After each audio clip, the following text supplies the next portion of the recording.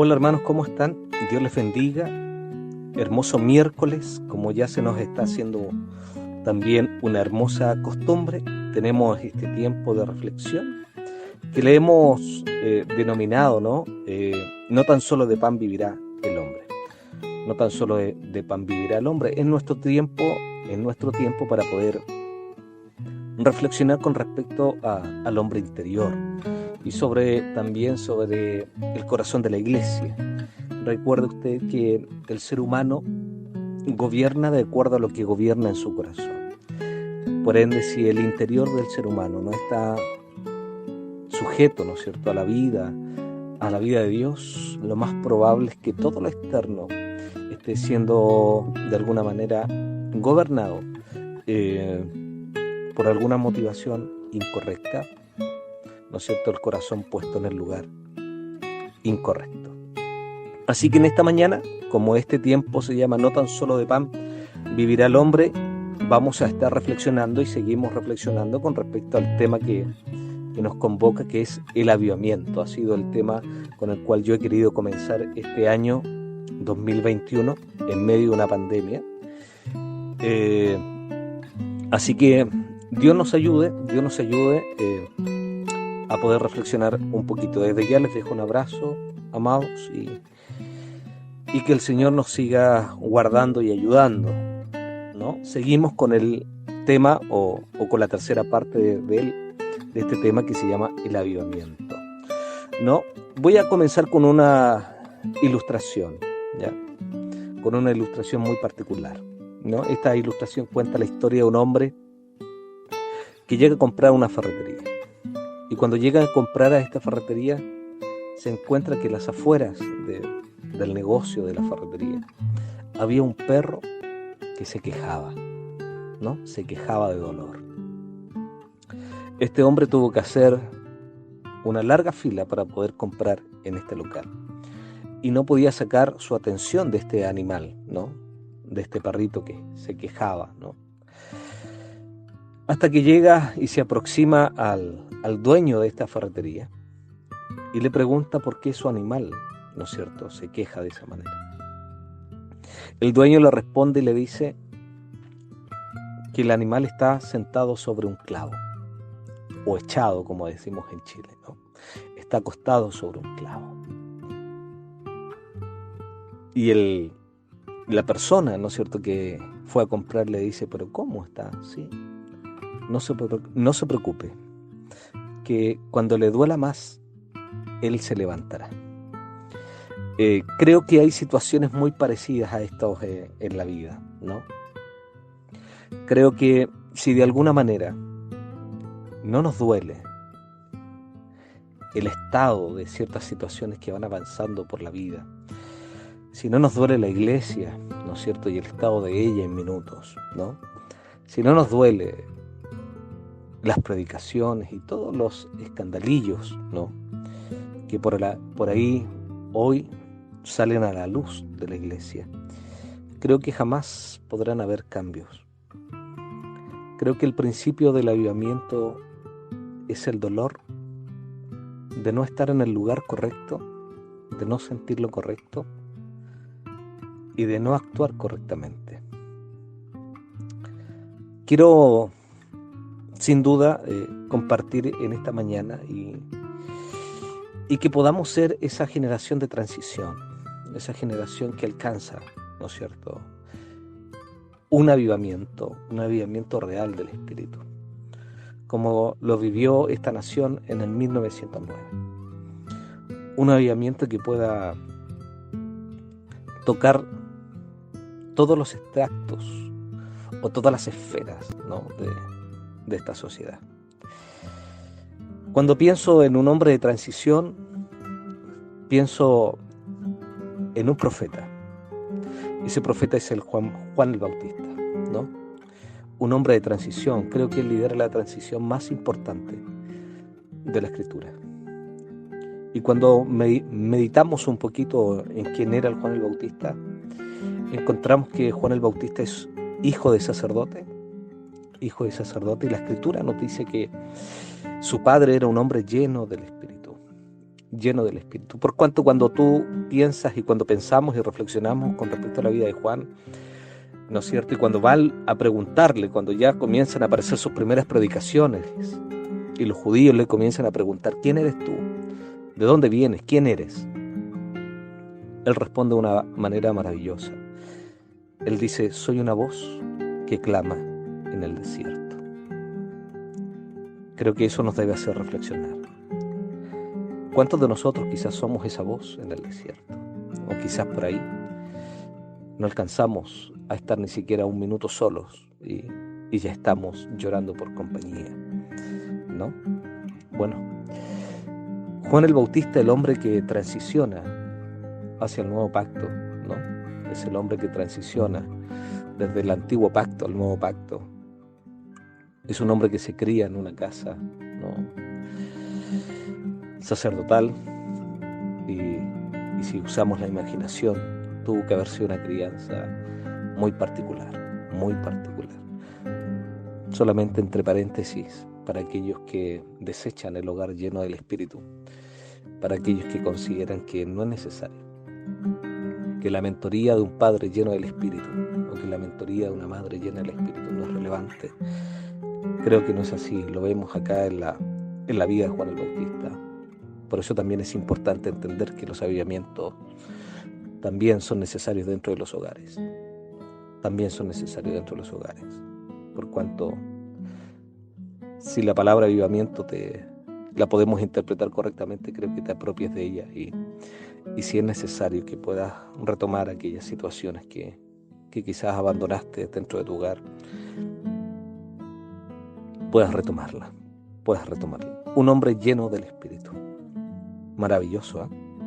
Maravilloso. Pero nuestro tema hoy es el avivamiento, ¿no? Es el avivamiento. La necesidad más importante de la iglesia no es tener algo interesante que decir, sino decir lo que viene de Dios. Por eso me encanta la figura de Juan el Bautista. Un hombre que se aparte, que no se moldea, ¿no es cierto?, al sistema de su época, sino que Dios lo representa como un hombre alejado de toda la vida social, de todos los sistemas, ¿no es cierto?, aún económicos, que en aquel minuto gobernaban, ¿no es cierto?, Jerusalén, sino más bien es un hombre apartado, es un hombre que sabe para qué está, es un hombre que comienza a predicar la palabra y comienza a llamar a Jerusalén, ¿no es cierto?, a que enderece sus veredas, a que enderece sus caminos. Es interesante e importante. Repito, la necesidad más importante de la iglesia no es tener algo interesante que decir, sino decir lo que viene de Dios. Y eso es algo que nosotros debemos de reflexionar un poco con respecto a esto.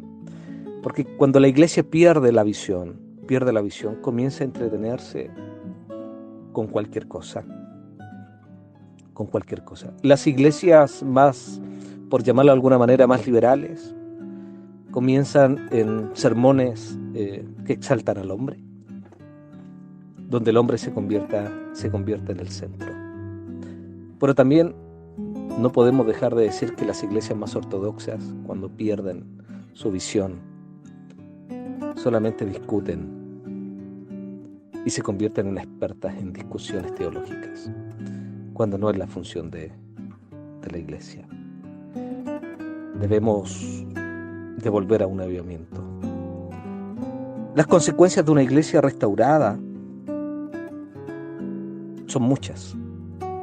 Las consecuencias de una iglesia avivada son impresionantes cuando lo vemos a la luz de la Escritura. Una iglesia avivada vuelve a su primer amor y a sus primeras obras. Una iglesia avivada vuelve a evangelizar y a hacer misiones, como quizás lo contábamos y lo decíamos la semana pasada. Algo que debemos de volver a hacer, algo que la iglesia tiene que volver a retomar. No nos olvidemos que antes de la pandemia, aún así, ya no se veían los predicadores en las calles. Muy poco son las iglesias que que tomaban, ¿no es cierto?, la calle como el gran púlpito de la gran exaltación al Señor y exhortación, ¿no es cierto?, al hombre para que vuelva al camino del Señor. Una iglesia avivada vuelve a buscar la gloria del Señor. Qué interesante. Una iglesia avivada busca nuevamente la gloria del Señor y ya no busca glorias personales.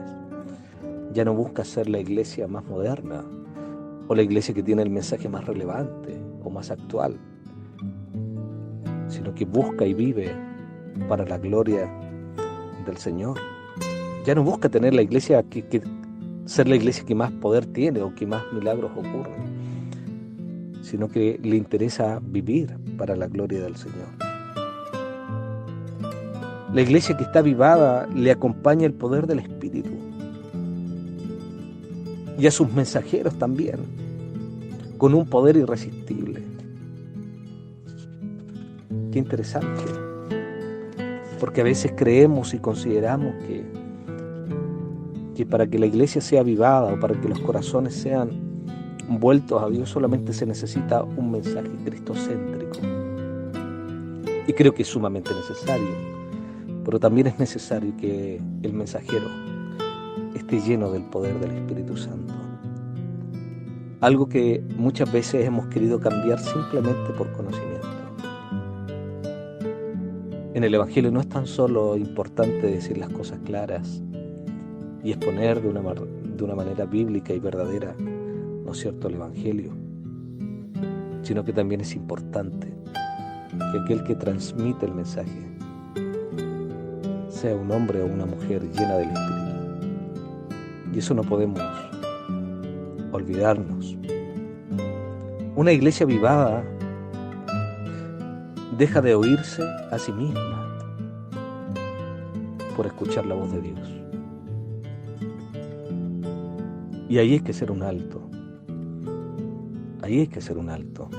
Creo que son muy pocos en la historia aquellos que se han parado en el camino.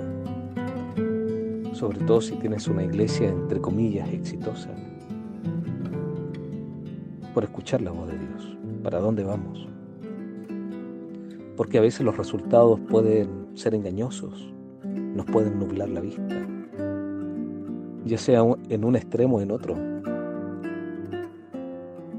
Quizás puede que tengas muy poca gente en tu iglesia, pero estés predicando verdad, y estés hablando verdad, y estés haciendo la voluntad de Dios.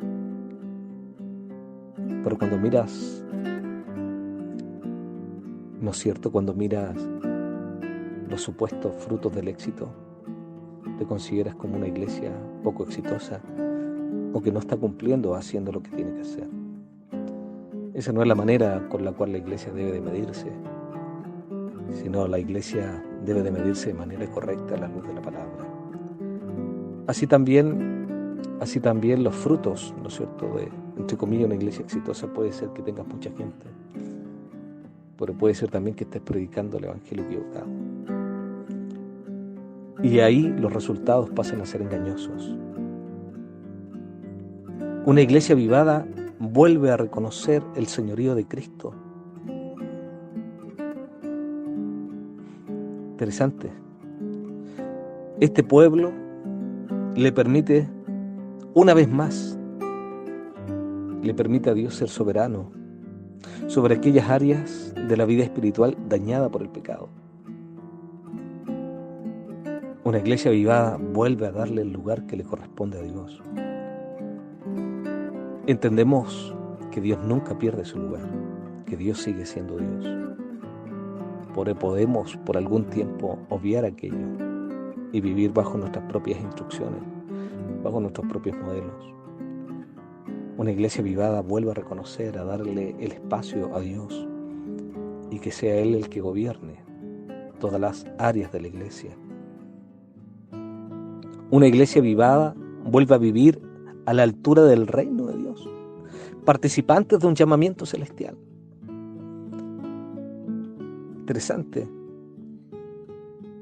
Interesante. Pero como conversábamos en algunas reflexiones anteriores, el avivamiento es volver, es arrepentirse, Y no debemos de olvidar algo, que el avivamiento también es incómodo. ¿Por qué es incómodo? Porque volverá a sacar aquellos aspectos que deben de ser transformados y cambiados en nuestra vida. Y el avivamiento sacará a luz nuestro pecado, nuestras insuficiencias. Y el avivamiento volverá a sacarnos un escáner de nuestra verdadera condición. Y a veces no siempre estamos dispuestos, una vez más, a que Dios vuelva, ¿no es cierto?, a tratar con nuestra vida y hacernos entender que deben haber cambios profundos en nuestra vida. Si hay algo por lo cual la iglesia jamás debe de perder, es su capacidad de ser discípulo. Nosotros como iglesia, queridos hermanos, debemos de volver a entender y comprender que si Dios no es el Señor, quizás estemos jugando a ser creyentes. Si Dios no es el Señor de todas las áreas de nuestra vida, entonces quizás estemos viviendo o pensando que lo que vivimos es correcto. Para muchos es más cómodo sacar a Dios de ciertas áreas de su vida. Para muchos líderes es más fácil no tocar ciertos mensajes de la Escritura, ciertas verdades. Para muchos es más fácil hacernos los tontos y seguir caminando, hacer caso omiso, ¿no?, al llamado del Señor. La intención de estas reflexiones es volver, y como decía hace algunas semanas atrás, con esto no quiero decir que yo lo haya alcanzado, pero si hay algo que me sumo es aquellos que estamos dispuestos a que nuestra vida vuelva al lugar, al inicio, de donde quizás nunca tuvo que haber salido. El avivamiento es peligroso o incómodo porque nos saca de nuestras tradiciones, aquellas que han sido establecidas como una verdad, y simplemente son tradiciones, y le hemos dado un lugar, un espacio en nuestras liturgias, en nuestras formas de pensar o de vivir el Evangelio, que simplemente se sujetan a deseos, muchas veces fariseos, en nuestra vida. El avivamiento tiene la intención de volvernos al lugar correcto. Hermanos, necesitamos ser avivados, y esa debe ser constantemente nuestra preocupación y nuestro llamado. Mi intención es tocarte la campanilla y también tocármela a mí mismo, ¿no? Tocar la campanilla de nuestras conciencias y de nuestros deberes. El deber de la iglesia es ser una iglesia llena del Espíritu. Ese es su deber. Eso es estar a la altura. El mensajero debe estar lleno del Espíritu. Esa es la condición. Esa es la condición. Y con esto quiero terminar. 1 Corintios, capítulo 2, versículo 1 al 5. Dice: así que, hermanos, cuando fui a vosotros para anunciaros el testimonio de Dios, no fui con excelencia de palabras o de sabiduría, pues me propuse no saber entre vosotros cosa alguna, sino a Jesucristo, porque Jesucristo es suficiente, y a éste he crucificado. Y estuve entre vosotros con debilidad y mucho temor y temblor. Y ni mi palabra ni mi predicación fue con palabras persuasivas de humana sabiduría, sino con demostración del Espíritu y de poder, para que vuestra fe no esté fundada en la sabiduría de los hombres, sino en el poder de Dios. El estándar de la iglesia no es el del mundo. No necesitamos palabras que sorprendan la intelectualidad humana. necesitamos palabras que confronten el corazón del ser humano. Qué interesante. Vamos a orar. Padre, en el nombre de Jesús, oramos en esta mañana, Señor Dios, porque esto ha sido maravilloso estar compartiendo este tema, porque ha sido un llamado de atención. Y yo quisiera pedirte que donde este audio se escuche, tú puedas tocar esa voz de conciencia, tú puedas traer las fuerzas que necesitamos como iglesia. En cada rincón del mundo se debe de oír tu voz. Despierta a tu iglesia. Es tu iglesia, es tu esposa, es tu novia. Dependemos de ti. La vida del Espíritu solamente puede ser proveída por ti, Señor, por nadie más. Vuelve a soplar sobre nosotros. Vuelve a traer nuestros corazones a ti, Señor. Atráenos nuevamente. Que nuestros ojos te vuelvan a mirar. Que nuestro corazón te vuelva a sentir. Que podamos volver a levantar manos santas y a levantar oraciones en todo lugar, reconociendo que tú eres el Señor, que tú eres el Kyrios y que no hay nadie como tú. Te adoramos. Gracias, Padre, en el nombre de Jesús. Amén y amén. Me despido, que estén muy bien. Dios les bendiga.